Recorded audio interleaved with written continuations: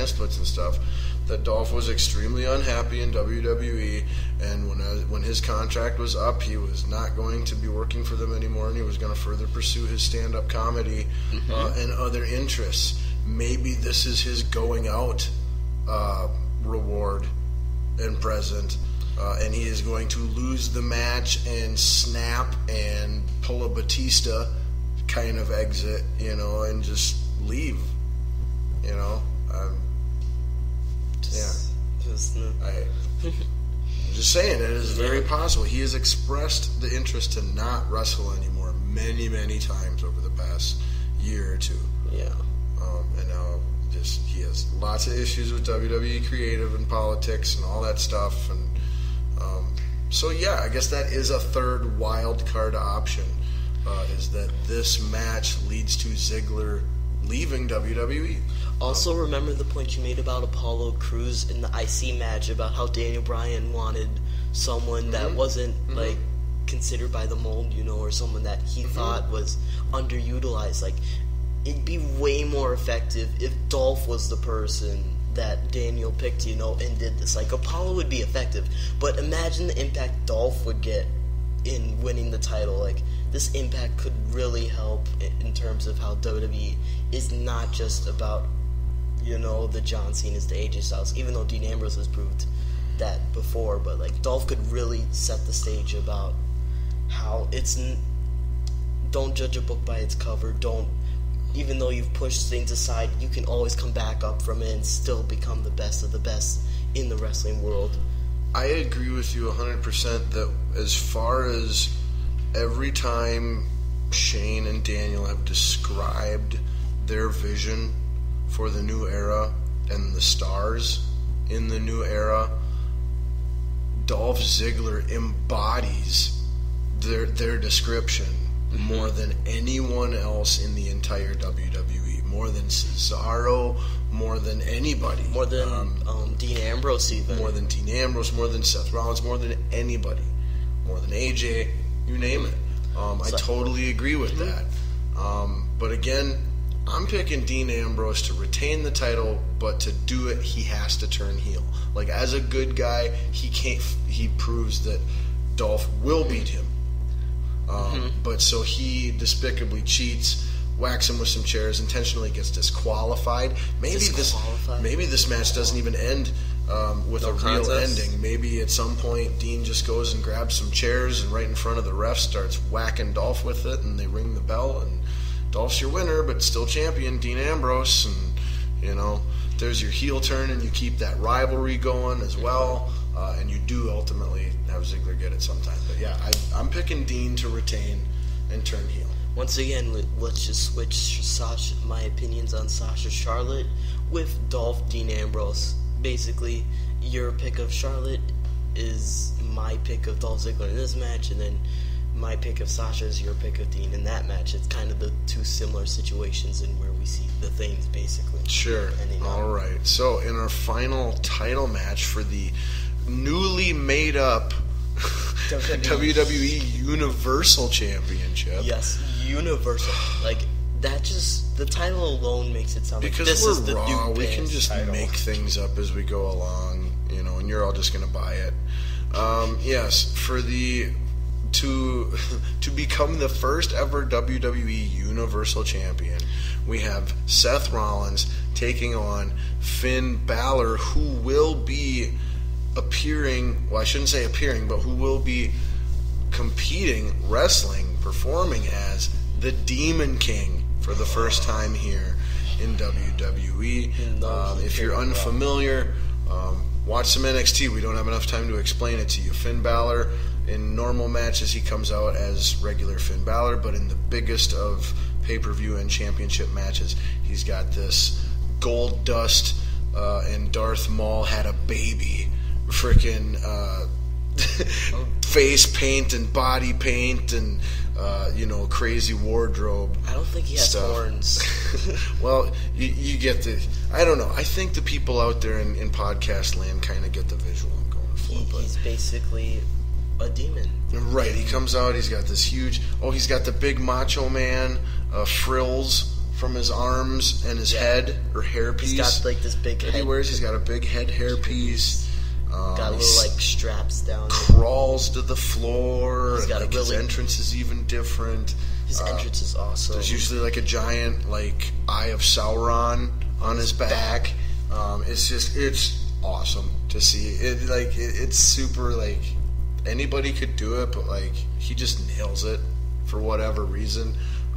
And it's a guaranteed major pop every time he uses it. It's just awesome. But that being said, it's kind of like Brock Lesnar. It has to be very protected. Yeah. You know?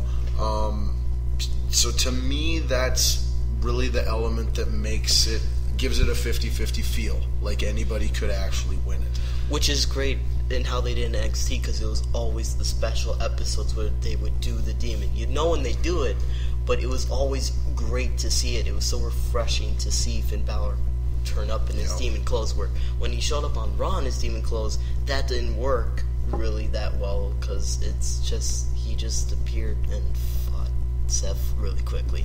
Doesn't make much sense. But that being said, I can't imagine any scenario where Seth Rollins does not walk out the WWE Universal Champion. I mean, he is the man. He's been the man. He's just entering his prime. He's paid his dues and given WWE years of service, whereas Finn Balor is a very, very new guy to the WWE company, and his presence in his participation in this huge, epic, historic match is his reward and his push and what he's getting out of it. Under no circumstances should he come out with the belt, Demon King or not, and Raw's not going to make that mistake. To carry the flagship, the 3-hour show, they're not just throwing the title, their first ever title, on a newbie. They're throwing the title on a guy who's already got respect and credibility and can legitimize this title. If you put it on the newbie, you risk with it being a new title degrading, devaluing, diminishing it. Your first champion's extremely important. The name of the title alone, compare the titles of this. What title sounds more important? WWE Universal Championship or WWE World Championship? Like, which sounds more important? The Universal, absolutely. Absolutely. So while it is possible, maybe Raw wants to shock, and maybe Finn will only have a very short reign. Maybe Seth will have grounds for a rematch the following night on Raw, and it'll be a one-day championship reign for Finn, and then go to the rightful home of Seth. That's very possible. But it still revolves around going back to Seth winning the title. Yes, it still ultimately comes back to Seth being the champion, now and for the foreseeable future at least.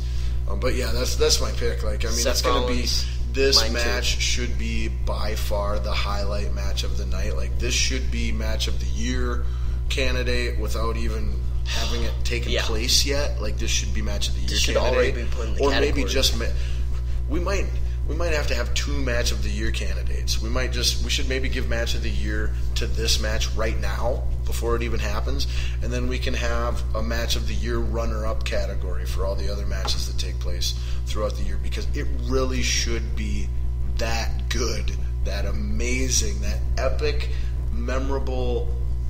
You remember 20 years from now as a wrestling fan. It's basically the Bret Hart British Bulldog of 2016, basically. Remember how epic that match felt? Or the Hart Austin from WrestleMania 13. I know. Even though that isn't a SummerSlam match, I'm just talking about SummerSlam matches. But I mean, I'm talking about just any match ever in the history of pro wrestling. Or the Hulk Hogan, Andre the Giant. Exactly. Match. Right. It could be that level.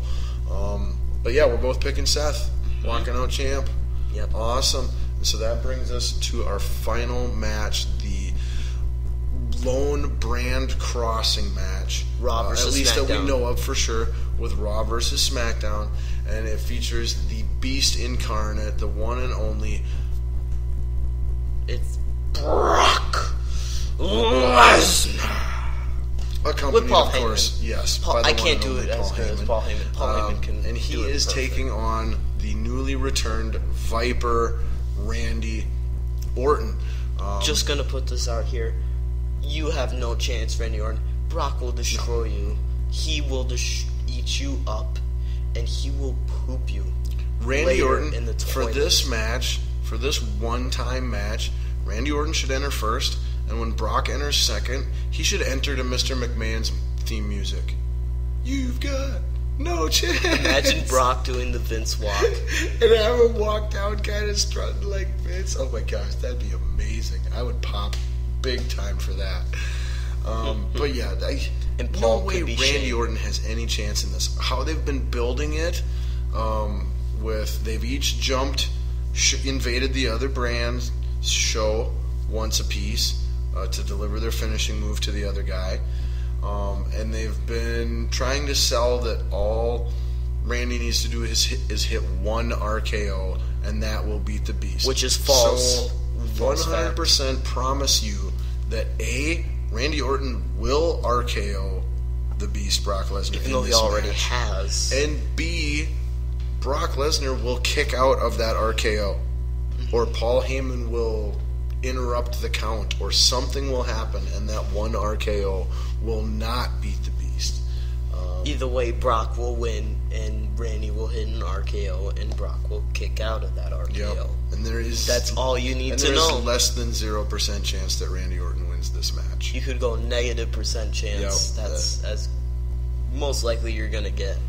Yep, Brock Lesnar is the big special attraction pay-per-view star coming off of his UFC victory. He was originally supposed to be the number one pick in the whole entire draft during the brand split. But due to controversies. Following some drug test results that he had from the UFC, not from WWE, that is why they pulled him out of that number one spot overall and rewrote him into somewhere else in the draft.